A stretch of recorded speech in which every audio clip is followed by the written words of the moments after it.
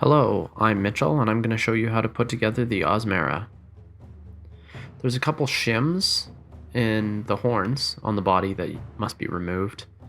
I've already done it off camera, so you can see what it's supposed to look like here.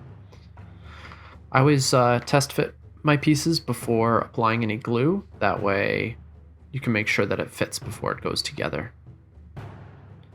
Usually start ground up.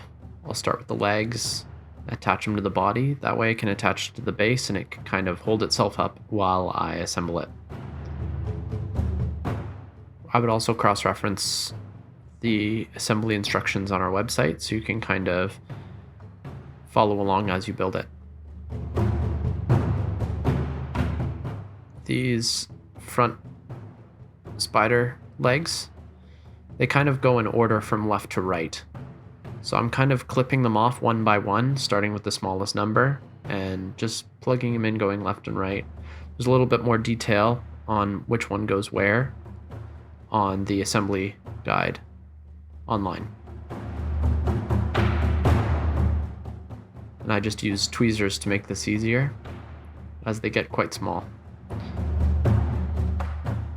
Because they're quite small, I had a hard time making sure that it was on camera while I could see it myself, so sorry about that. Hopefully you can still kind of see what's going on here.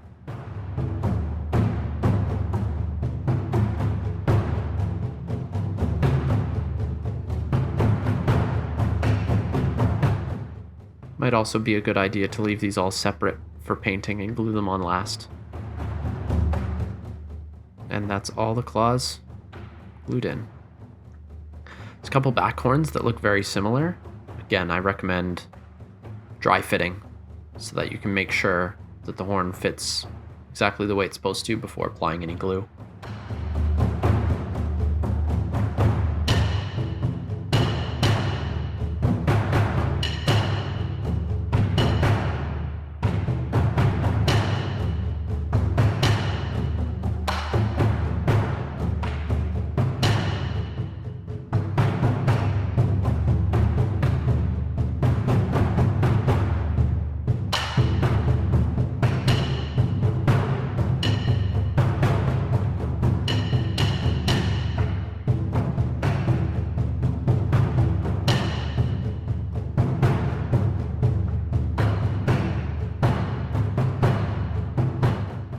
There's another small shim on this collar piece. I'm going to kind of point them out as we build this model so that you can make sure you cut off all those shims. These shims are put in there to make the casting process a lot easier so we can get better quality pieces to you. There's two horns that go on the little elbows of the arms. I generally try and assemble an arm, all the pieces related to it before gluing it to the model. That way you kind of let the glue dry and cure for as long as possible before gluing the entire thing to the model. And also, in case you decide to paint them separately, because I like to paint a lot of my model half disassembled so I can get in all the areas.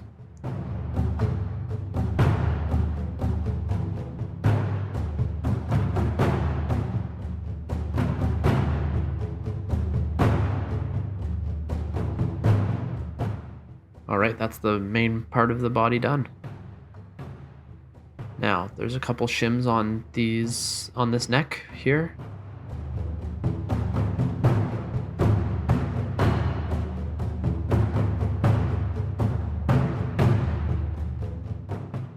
And like I said with the arms, I'm going to glue all the heads on all the necks first. That way they can be fully dry by the time I need to use them again.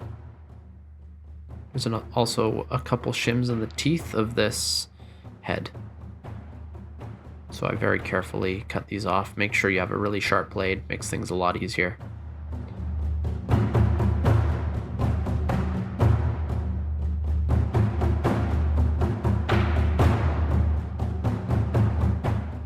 Some of the heads have a little tiny jaw. So I glue that on first, and then glue the head to the neck.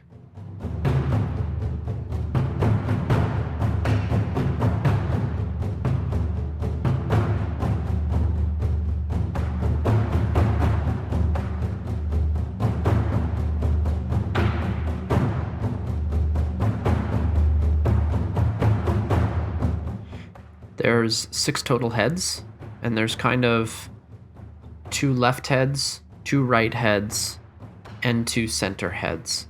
All the right ones are interchangeable with any of them, but the right one can't be used for the left one. So I just kind of group them up in pairs so that I know I can kind of plan out what 2 sets of heads I want.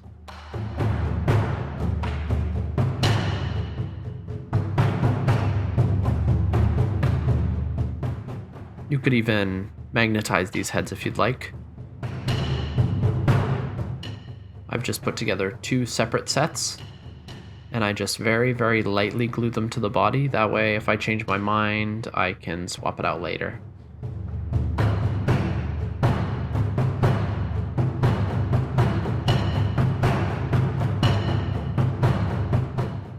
All right, here's what the first grouping of heads looks like. And here's the next one that I'm just going to glue on lightly, just so I can get a feel for the whole model together. And there's the Ausmera complete. I hope this guide was helpful, and I really hope you enjoy putting together this model. Thank you so much for watching.